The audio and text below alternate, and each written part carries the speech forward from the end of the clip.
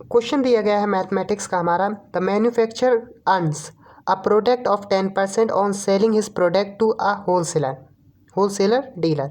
The wholesaler dealer earns a profit of 50% by selling to retailer. The retailer in turns a profit of 25% from the customer. What is the actual cost of production of a article which customer pays 12,650 rupees. ठीक है, तो एक manufacture company whole seller को कुछ बेचकर क्या कमाती है, 10% का प्रॉफिट. फिर वो होल सेलर उसी प्रोडक्ट को 50% प्रॉफिट पर रिटेलर को बेच देता है. फिर उस टेलर 25% प्रॉफिट पर अपना प्रोडक्ट किसको बेच देता है, कस्टमर को. तो सबसे पहले एक चेन चल रही है कि मैन्युफैक्चर किसको बेच रहा है, होलसेलर को. होलसेलर बेच रहा है रिटेलर को. रिटेलर बेच रहा है किसको, कस्टमर को. जब मैन्युफैक्चरर होलसेलर को बेच रहा है तो उसे कितने परसेंट का प्रॉफिट मिल रहा है, 10% का. 10% मतलब 1/10/100 और 10/100 से 0 काट लीजिए तो 1/10, यानी 10 रुपीज़ से उसे कितना प्रॉफिट मिल रहा है, 1 रुपये का प्रॉफिट. तो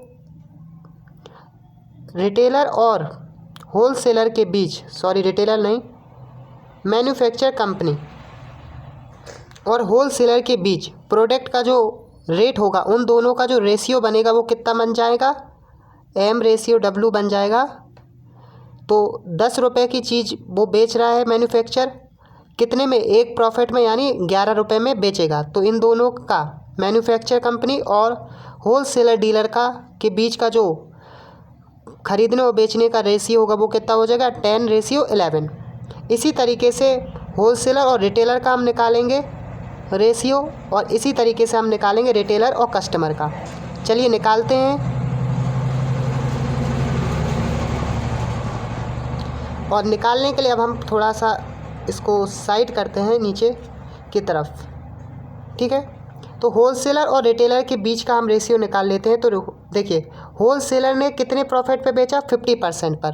तो 50% को हम लिख सकते हैं 15/100% को लिख सकते हैं, 50% को लिख सकते हैं 50/100, और 15/100 बन जाएगा हमारा कटकर 5 से 3/20, यानी 20 रुपीज़ की कोई चीज़ प्रोडक्ट होलसेलर ने रिटेलर को कितने प्रॉफिट पे बेची होगी, 3 रुपये के प्रॉफिट पर. तो 20 रुपये की चीज़ होलसेलर ने बेची, 3 रुपये के प्रॉफिट पर बेची. ऊपर जो लिखी हुई चीज़ होती है वो हमेशा प्रॉफिट होता है हमारा, और नीचे लिखा हुआ हमारा चीज़ होती है कॉस्ट प्राइस. तो होलसेलर ने बेचा होगा 20 रुपये की चीज़ को कितने में, 3 रुपये के प्रॉफिट पर, यानी 23 पर. इसी तरीके से रिटेलर और कस्टमर के बीच का हम प्रॉफिट से वो निकालेंगे, कस्टमर के बीच. ठीक है,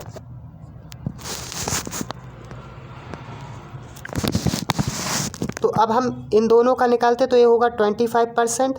तो 25% को लिख सकते हैं 25/100, और ये हो जाएगा 1/4.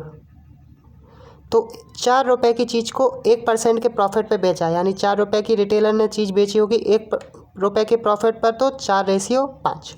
अब इन सभी रेशियो को कंबाइन कर लेंगे, M/W, ratio R, ratio C. तो सबसे पहले M और W का रेशियो 10 और 11, W और R का रेशियो 20 और 23, और 4 रिटेलर और कस्टमर का रेशियो 4:5.